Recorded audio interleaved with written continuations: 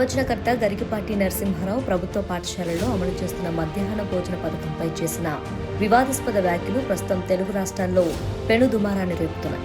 ఒక ప్రసంగం సందర్భంగా ఆయన మాట్లాడుతూ ప్రభుత్వ పాఠశాలలో విద్యార్థులకు ఉచితంగా భోజనం పెట్టడం, పుస్తకాలు, బట్టలు ఇవ్వటాన్ని తీవ్రంగా తప్పుపట్టారు. ఈ క్రమంలో ఆయన పాఠశాలకు వచ్చే పిల్లలను శోభనకు పెళ్లి కొడుకులతో పోల్చడం తీవ్ర విమర్శలకు దారితీసింది. విద్యార్థులు చదువు కోసం కాకుండా కేవలం ఉచిత భోజనం కోసమే బడికి వస్తున్నారనే అర్థం వచ్చేలా ఆయన మాట్లాడడంపై నెటిజన్లు ఆగ్రహం వ్యక్తం చేస్తున్నారు. మధ్యాహ్న భోజనం ముఖ్యమైనది, చదువు మిధ్యాహ్నం అయిపోయింది. చదువు ఎవడికి అక్కల్లా. భోజనంలో గుడ్డెట్టారా, గడిది గుడ్డెట్టారా, అన్నం తినేవాడు కొడుగుడు పెట్టడం ఏంటంటే బుద్ధి ఉందా లేదా? చదువుకోమని లేకపోతే వెళ్ళిపోమని చెప్పండి. కొడుకుడు కోసం వస్తావు నువ్వు. ఈ గుడ్లు లెక్క రాయాలి మాస్టర్లు, వాళ్ళ కర్మ కాలిపోయి. చదువు చెప్పక్కల్లా. ఎన్ని గుడ్లు వెళ్ళాయి, ఎన్ని గుడ్లు మిగిలే, ఎన్ని గుడ్లు మధ్యలో పేలే, ఎన్ని గుడ్లు ఈ మాస్టర్ తినేసాడు. ఇంక వీడు చదువు ఎందుకు చెబుతాడండి? అసలు పిల్లలకు భోజనం పెట్టడం ఏంటంటే వాళ్ళ భోజనాలు వాళ్ళని తెచ్చుకోవలేదు, మానేమానండి. అంటే పిల్లలకు భోజనం పెట్టి పుస్తకాలు ఇచ్చి యూనిఫార్మ్ ఇన్ని ఇస్తే వాడు చదువుతాడా? శోభనం పెళ్లి కొడుకులో మంచం ఎక్కి కూర్చుంటాడు. ఎందుకు చదువుతాడు వాడు? విద్యార్థికి ఎన్ని సౌకర్యాలా అవసరమా? చదువు రావట్లేదు ఎవరికి, భోజనాలే వస్తున్నాయి. పైగా అందులో బల్లి పడింది, పిల్లి పడింది, పడదా?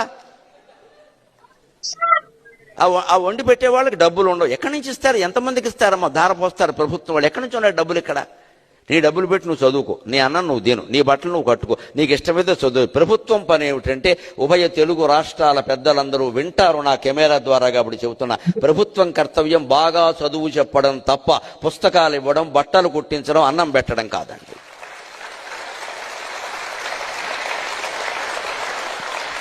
మేము ఖచ్చితంగా చదువు చెప్పిస్తాం, నీ జీవితానికి బాధ్యత వహిస్తాం. నీకు నమ్మకం ఉంటే రా, లేకపోతే వెళ్ళిపో.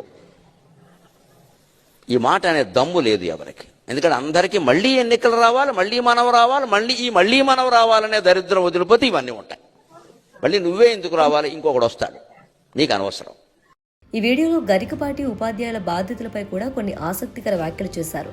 పాఠశాలల్లో ఉపాధ్యాయులు తమ ప్రధాన విధి అయిన బోధనను పక్కన పెట్టి మధ్యాహ్నం భోజనం వడ్డించటం, గుడ్లు లెక్కలు రాయటం, బియ్యం నిల్వలను పర్యవేక్షించడానికే ఎక్కువ సమయం కేటాయిస్తున్నారని ఆయన విమర్శించారు.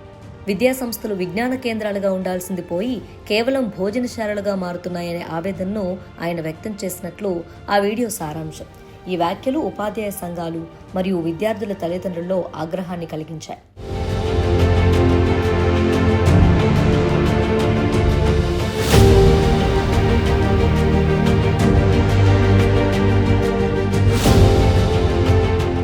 ఈ వివాదం ముదురుతున్న నేపథ్యంలో గరికపాటి నరసింహారావు బృందం వెంటనే స్పందించి క్లారిటీ ఇచ్చింది. సోషల్ మీడియాలో ప్రచారంలో ఉన్న ఈ వీడియో కేవలం ఒక చిన్న క్లిప్ మాత్రమేనని, ఆయన చేసిన పూర్తి ప్రసంగాన్ని వినకుండా నిర్ణయానికి రావటం సరికాదని వారు పేర్కొన్నారు. గరికపాటి ఉద్దేశం మధ్యాహ్న భోజన పథకాన్ని లేదా పేద విద్యార్థులను కించపరచడం కాదని, ఉపాధ్యాయులు బోధనేతర పనుల వల్ల తమ విలువైన సమయాన్ని కోల్పోతున్నారనే విషయాన్ని మాత్రమే ఆయన ప్రస్తావించారని స్పష్టం చేశారు.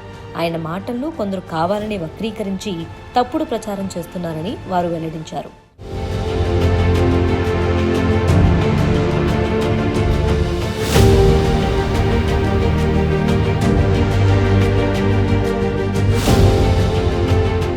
ఈ అంశంపై నెటిజన్లు రెండు వర్గాలుగా విడిపోయారు.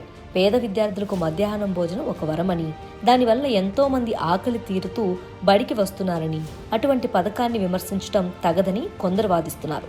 మరోవైపు ఉపాధ్యాయులు రికార్డుల పనిలో పడి బోధనను నిర్లక్ష్యం చేస్తున్నారని, గరికపాటి మాటల్లో వాస్తవం ఉందంటూ మరికొందరు ఆయనకు మద్దతు తెలుపుతున్నారు.